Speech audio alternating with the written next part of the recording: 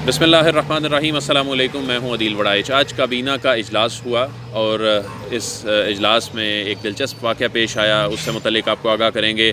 इस इजलास के एजेंडे पर बड़ी ही अहम चीज़ें थीं जिनकी मंजूरी हुई और ख़ास तौर पर जो IPPs जो बिजली पैदा करने वाली कंपनियों से मुतल्लिक स्कैंडल की रिपोर्ट से मुतल्लिक, इसमें मज़ीद तहकीकात से मुतल्लिक एक अहम पेशरफ्त हुई, इससे मुतल्लिक आगाह करेंगे। और वज़ीर आज़म इमरान ख़ान की चंद दिन कबल फैसल एदी से मुलाकात हुई थी। फैसल एदी ने चेक दिया था वज़ीर आज़म को और अब उनका टेस्ट जो है इस मुलाकात के 1-2 रोज़ बाद पॉजिटिव आ गया है, कोरोना टेस्ट पॉजिटिव आ गया है। इस सारी सूरत हाल पर बात करेंगे। हमारे साथ मौजूद हैं इस्लामाबाद के सीनियर सहाफ़ी उमर जट साहब, जो कि प्राइम मिनिस्टर ऑफिस और काबीना के जो मामलात हैं इनको देखते हैं। अस्सलाम वालेकुम उमर जट साहब। वालेकुम सलाम। उमर जट साहब, ये बताइएगा कि आज काबीना के इजलास में जो कमीशन ऑफ इंक्वायरी एक्ट के तहत एक कमीशन बनाने की मंजूरी हुई है, ये आए रोज़ माफियाज़ के ख़िलाफ़ कमीशन बन रहे हैं। पहले आटा चीनी बहरान से मुतल्लिक एक रिपोर्ट आई, अब ये IPPs का जो मामला है। वज़ीर आज़म इमरान ख़ान ये बिजली वाले मामले को, इस स्कैंडल को कितनी अहमियत दे रहे हैं और ये जो कमीशन बनने जा रहा है इसके इम्पैक्ट से मुतल्लिक हमारे नाज़रीन को बताइएगा। Thank you Adeel. असल में ये जो चीनी की रिपोर्ट आई उसमें भी जो अल्टीमेट बोझ जो बर्दाश्त किया वो अवाम का आया कि अवाम को उस पर अवाम को इसका सारा बोझ बर्दाश्त करना पड़ा। बिल्कुल। अब जो IPPs की रिपोर्ट आई जो वज़ीर आज़म को दी गई, उसमें भी जो फाइंडिंग्स आई हैं उनका अल्टीमेट जो नज़र आ रहा है वो सारा बोझ अवाम ने पे किया। सारा जितने अरबों का जो पैसे ज़्यादा दिखाए गए, जो प्राइसेस IPPs की ज़्यादा शो की गई, उनका जो अल्टीमेट बोझ था वो अवाम पर था। ठीक है। वज़ीर आज़म इमरान ख़ान इस मामले में बहुत ज़्यादा लीथल आप कह सकते हैं कि हो जाते हैं जब उन्हें पता चलता है कि किसी भी ऐसी एक्टिविटी से, किसी भी ऐसे फेल से पाकिस्तान की आवाम को कोई नुकसान पहुँचा है। चीनी की रिपोर्ट आई, आपने देखा। अच्छा, आप कह रहे हैं वज़ीर आज़म जो हैं वो बड़े लीथल हो जाते हैं, लेकिन उनके काबीना के कुछ लोग हैं, शेख रशीद साहब ने आज उन्हें मशवरा दिया है, जी रमज़ान आ रहा है तो मिलकर चलने का मशवरा दिया है और उन्होंने कहा कि ज़िंदगी रही तो इसके बाद आगे ये सारी चीज़ें चलती रहेंगी। तो वज़ीर आज़म शेख रशीद की एडवाइस जो है वो मान जाएंगे?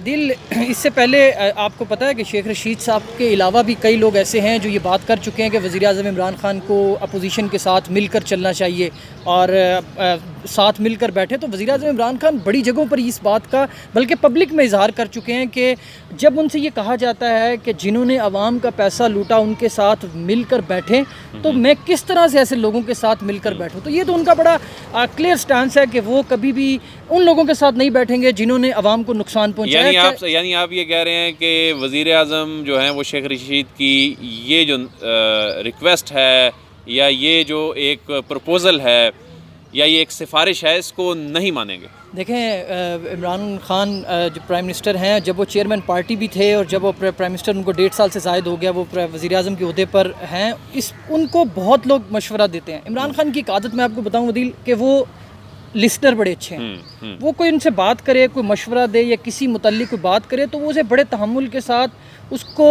ड्यू रिस्पेक्ट देकर सुनते हैं। लेकिन ये बात भी अल्टीमेट है कि वज़ीर आज़म इमरान ख़ान करते वो हैं जो उनका दिल चाहता है और वो जो खुद बेहतर समझते हैं। ऐसा नहीं हो सकता कि उन्हें कोई मशवरा दे और वो फिर, हाँ, अगर कोई ऐसा मशवरा हो जिस पर उनकी भी मर्ज़ी हो तो वो मान भी लेते हैं, लेकिन ऐसा नहीं है कि कोई उनको मशवरा दे और वो ना चाहते हों तो फिर वो बात वो मान लेंगे। अच्छा, कमीशन ऑफ इंक्वायरी जो है इसके तहत अब ये जो कमीशन बनने जा रहा है, ये मामला क्या है और इसका इम्पैक्ट इससे मुतालिक बताइए। मैं अदिल, जिस तरह से पहले हमने बताया कि काबीना इजलास में रिपोर्ट आई थी चीनी बहरान की, उस पर बड़ी डिस्कशन हुई प्राइम मिनिस्टर की और फिर प्राइम मिनिस्टर इमरान ख़ान ने असद उमर और अपने सेक्रेटरी की मौजूदगी में एक इजलास किया और उन्होंने लाहौर जाने से पहले ये फ़ैसला किया कि चीनी की रिपोर्ट को पब्लिक कर दिया जाए। ये रिपोर्ट आपको पता है काफ़ी दिन पहले आ चुकी है, लोगों ने इस पर प्रोग्राम्स भी किए हैं, ये मीडिया पर इसका कुछ हिस्सा रिपोर्ट भी हुआ है, IPPs की रिलेटेड रिपोर्ट जो है। ताहम आज का जो काबीना इजलास था उसमें 5 नुकात थे जिन पर गौर किया जाना था। उसमें इस रिपोर्ट को भी पेश किया जाना था, उसके ऊपर ब्रीफिंग दी जानी थी इस रिपोर्ट पर काबीना इजलास में। अब जब ये मामला सारा आया तो इस ब्रीफिंग के साथ साथ आज एक और चीज़ भी डिसाइड की जानी थी।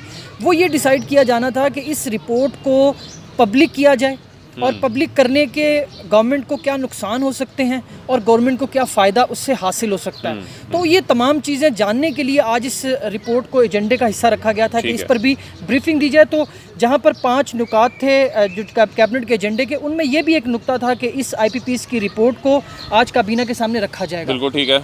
तो अभी आज जो चेयरमैन तवानाई कमेटी हैं मोहम्मद अली खान, उन्होंने बुनियादी तौर पर इस रिपोर्ट को, इसके जो मंदरजात थे, इसकी जो समरी थी, वो काबीना के सामने रखी। तो फिर हुआ क्या, वो वाक़या भी बताइए ना हमारे नाजरीन को। जब ये रिपोर्ट पेश हुई तो फिर वो काबीना के इजलास में एक बड़ी अहम एक डेवलपमेंट हुई, उससे मुतल्लिक़ आगाह कीजिएगा। बिल्कुल, ये अदिल, ये आपके नाजरीन को ना ये हम बताते जाएँ कि ये दूसरी मरतबा काबीना में ऐसा हो रहा है कि काबीना में पहले कुछ तकरीबन लास्ट ईयर की बात है, आपको याद होगा कि कॉन्स्टिट्यूशन एवेन्यू पर एक बिल्डिंग है, वन कॉन्स्टिट्यूशन एवेन्यू, उसकी कंस्ट्रक्शन और उसकी CDA के साथ कुछ मामलात का मामला था।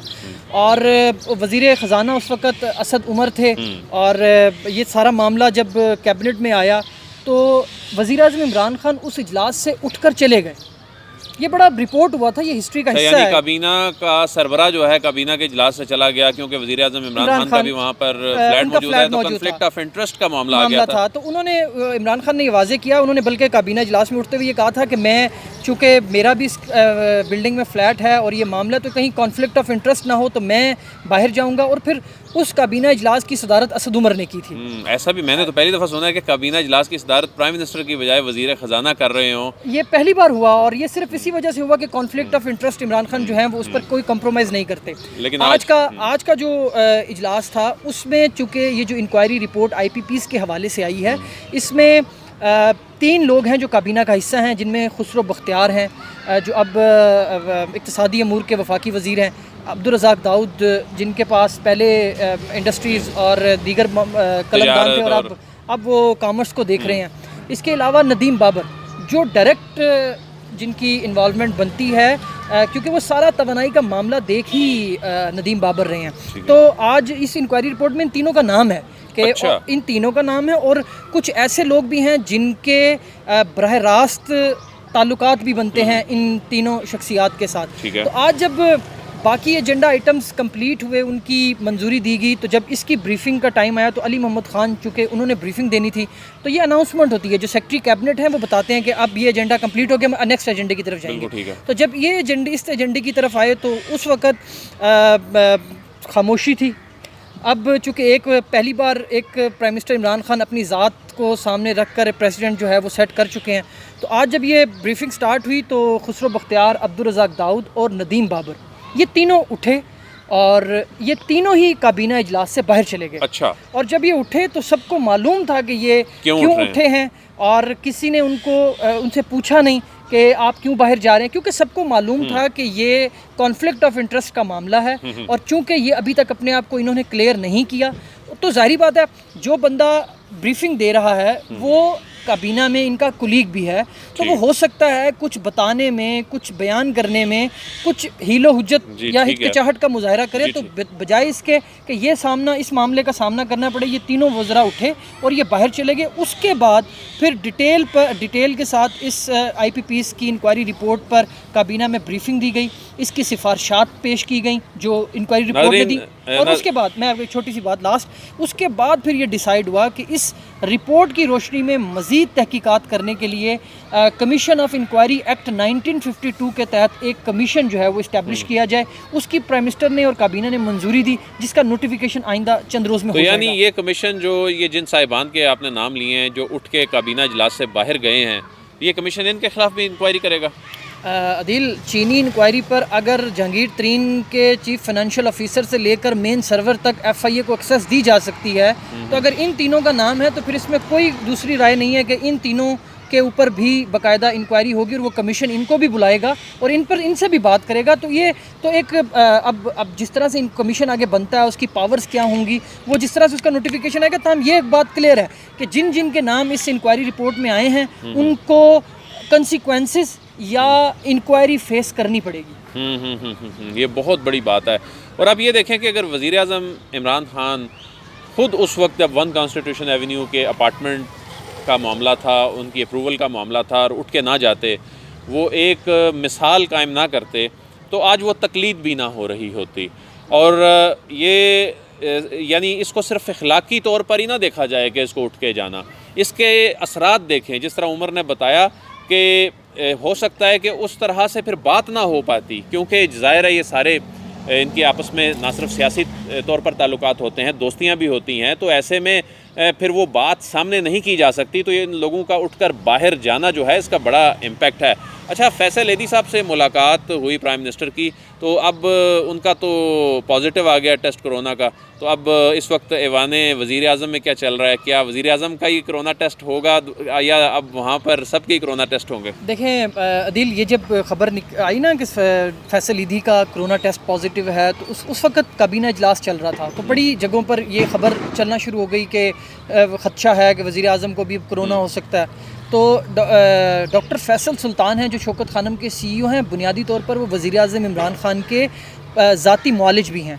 तो हमारा उनसे रब्ता हुआ, मैंने उन्हें कॉल की, मैंने उनसे सारी डिटेल डिस्कस की, तो उन्होंने मुझे ख़ुद बताया। उन्होंने कहा कि चूँकि फैसल ईदी 2-3 दिन पहले वज़ीर आज़म से मुलाकात करके आए हैं और उस मुलाकात के बाद ये चीज़ें सामने आ रही हैं, तो उन्होंने कहा कि मैं ये तजवीज़ अब तो जैसे ही वज़ीर आज़म इमरान खान फ्री होंगे तो मैं उन्हें ये तजवीज़ दे दूँगा कि आप अपना कोरोना टेस्ट करवाएं, क्योंकि जो सिचुएशन है उसमें जिस तरह से इसकी मतलब आप कह लें कि ये फैलता है, जो इसका फैलाव है उसको सामने रखते हुए तो ये बात तो कन्फर्म है कि अब वज़ीर आज़म इमरान खान का कोरोना टेस्ट किया जाएगा। लेकिन चूँकि वो काबीना इजलास चल रहा था, अब डॉक्टर फैसल मुलाकात करेंगे और हो सकता है कि जब आपका ये वीलॉग अपलोड हो तो उस वक्त तक हो सकता है कि उनका कोरोना टेस्ट कर भी लिया हो वज़ीर आज़म इमरान खान का, और उस पर ये आगे जो है वो उसको प्रोसीड भी कर चुके हों। बिल्कुल ठीक है, बहुत बहुत शुक्रिया उमर जट साहब, आप हमें गाहे बागाहे इस हवाले से अपडेट करते रहते हैं, एक्सक्लूसिव मालूमात जो हैं वो आवाम तक पहुँचाते हैं। अदील वड़ाइच को इजाज़त दीजिए, आपसे फिर मुलाकात होगी। अल्लाह हाफ़िज़।